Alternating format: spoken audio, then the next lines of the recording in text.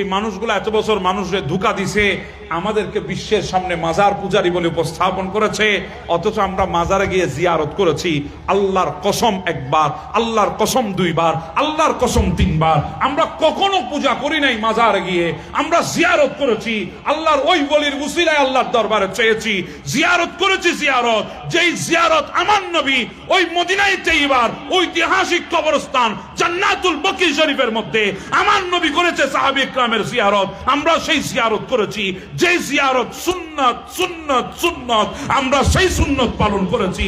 এরপরেও তোমরা আমাদেরকে কবর পূজারী বলেছো, মাজার পূজারী বলেছো। একটা কথাই তো আল্লাহ হাদিসে কুদসির মধ্যে বলেছে, যারা আল্লাহর ওলির বিরুদ্ধে দুশমনী করবে আল্লাহ তাদের বিরুদ্ধে যুদ্ধ ঘোষণা করবে।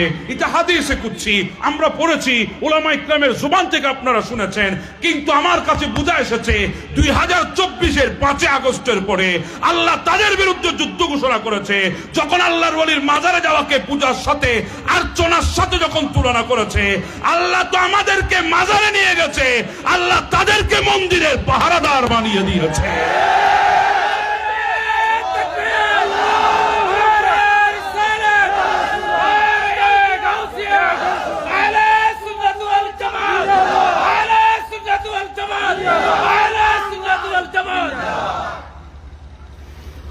আমরা তো মাজারে জিয়ারত করেছি, তোমরা মন্দিরে গিয়ে পাহারা দিয়েছো,